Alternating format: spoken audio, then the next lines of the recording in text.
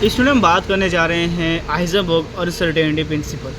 ये जो प्रिंसिपल है ये दिया गया था हाइजेनबर्ग द्वारा, जिसके अंदर उन्होंने हमें एक ऐसा कॉन्सेप्ट समझाया है क्वांटम फिजिक्स का, जो कि बहुत ज़्यादा इम्पॉर्टेंट है। और जब आप हायर क्लासेस में जाएंगे, मान लीजिए अगर आप फ्यूचर में साइंस को परस्यू करते हैं और फिज़िक्स के फील्ड में आगे जाते हैं, तो ये कॉन्सेप्ट बहुत ज़्यादा डीप बन जाता है। लेकिन अभी क्योंकि आप 9, 10, 11, 12 में होंगे, बेसिकली 11th और 12th का टॉपिक है, तो उसके हिसाब से अभी आपको नॉर्मल पढ़ना है। लेकिन अगर आप ग्रेजुएशन करते हैं और फिर आप मास्टर्स वगैरह करते हैं, तो ये टॉपिक बहुत ज़्यादा इम्पॉर्टेंट और बहुत ज़्यादा कंसेप्चुअल हो जाता है। लेकिन अभी हम ज़्यादा डीप में ना जाके जितना ज़रूरी है उतना पढ़ेंगे।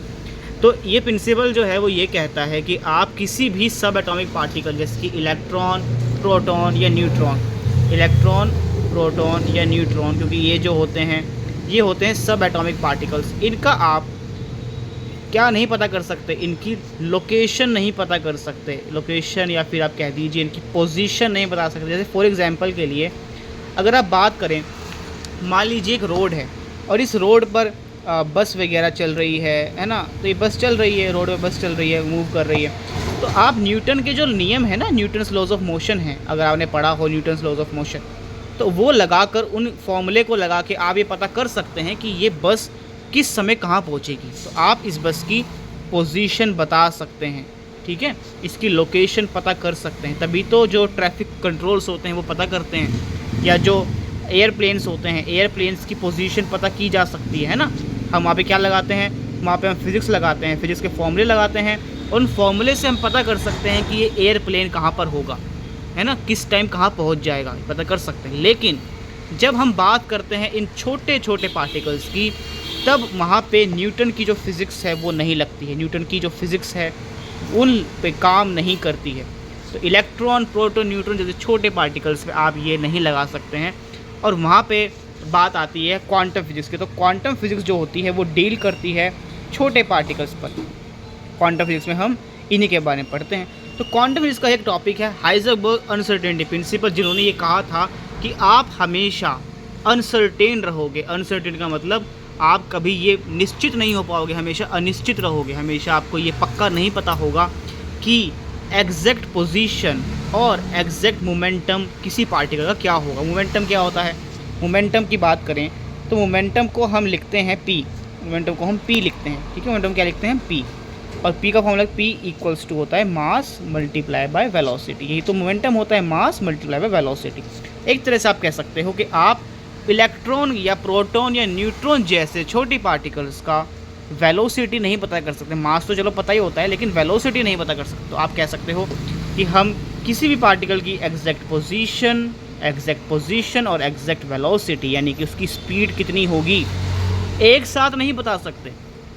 दोनों को एक साथ कभी भी आप नहीं बता पाएंगे। दोनों मोमेंटम और पोजीशन एग्जैक्ट कितना होगा ये नहीं बता पाएंगे। हमेशा आप गलती आपकी होनी ही होनी है, और ये होता है, ये बिल्कुल सत्य है, ठीक है। ये बिल्कुल सही प्रिंसिपल है, हमेशा लागू होगा, ठीक है, ये हमेशा लागू होगा। इस फॉर्मूले की बात करते, फॉर्मूला आपको हमेशा देखने को मिलता होगा बुक्स वगैरह में। ये क्या है देखिए।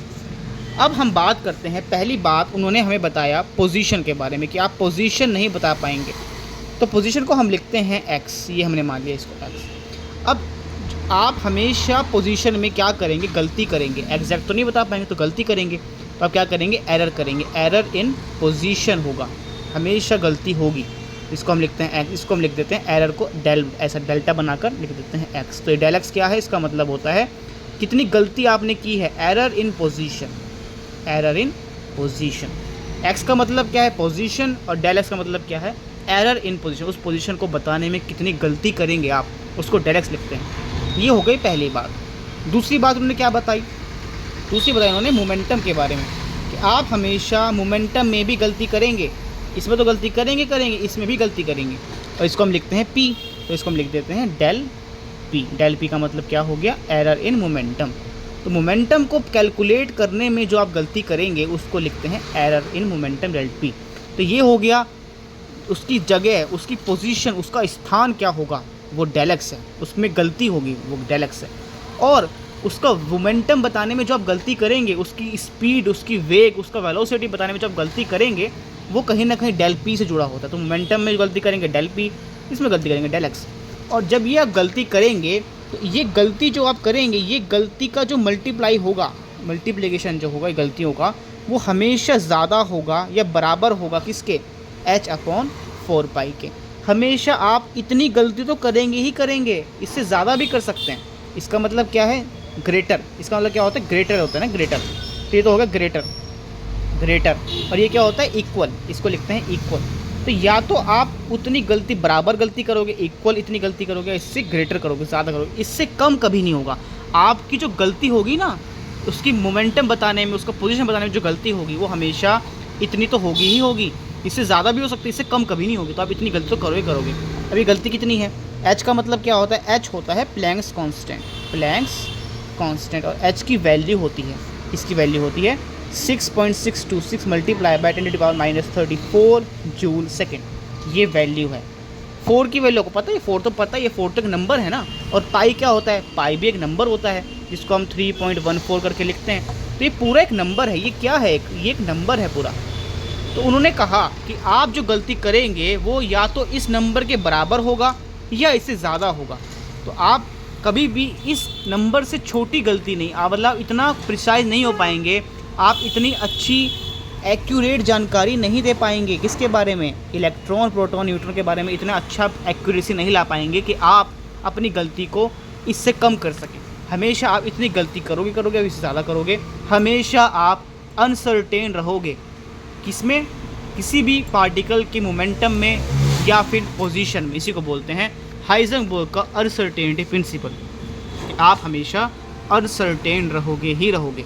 ठीक है, आई होप इसको समझ आ गई हो। एग्ज़ाम पॉइंट ऑफ व्यू में अगर आ जाए, एग्ज़ाम में आपको ये डेफिनेशन लिखनी होती है, आपको फॉर्मूला लिखना होता है, और वहाँ बताना होता है कि डेल एस का मतलब क्या है। डेल एस का मतलब लिखेंगे एन पोजीशन, डेल पी का मतलब लिखेंगे, और वहाँ पे आप लिख देंगे कि एच की वैल्यू जो होती है वो इतनी होती है। बस एग्जाम में इतना लिखना होता है। लेकिन समझने के लिए आई होप आपको समझ आ गया हो कि ये क्या होता है। बाकी कोई नया टॉपिक होगा उस बारे में हम नेक्स्ट में बात करेंगे। Thank you so much.